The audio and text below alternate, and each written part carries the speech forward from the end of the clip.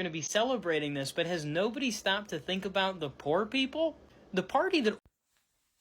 Not think about poor people? Absolutely. That's who they think about when creating gun laws. Look, I've been saying this for years. It's a little different now here in Florida because now we have constitutional carry. However, before we had constitutional carry, I've been screaming this from my What's in Your Head podcast rooftop, if you will.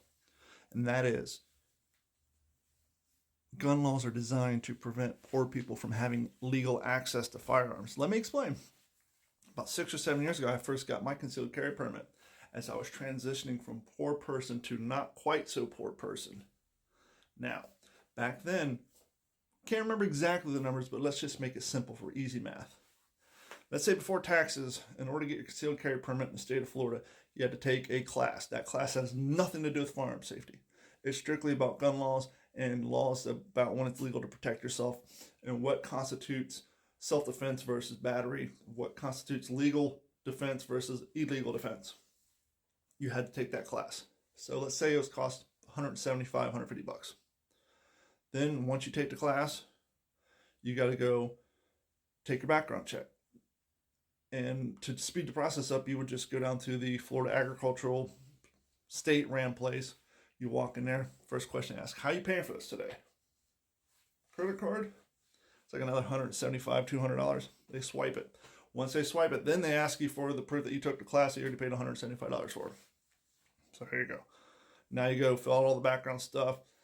Assuming that you're not illegal, assuming you didn't break any laws, assuming you're not a felon, assuming you're not an alcoholic who's gotten 3 DUIs in a fucking year, they send you a concealed carry permit in the mail. The whole process costs you about $500.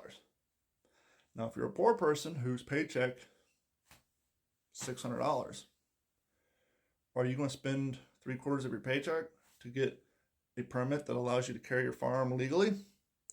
Or are you going to pay your bills and try to buy food for your kids? So I've been saying for years, most gun laws are designed to keep poor people from having access to firearms because in the politicians' minds, this is the politicians. Keep in mind, politicians automatically just assume American people are children who can't make their own decisions. So once you get that mindset stuck in your head, then everything else is a lot easier to understand why politicians do things.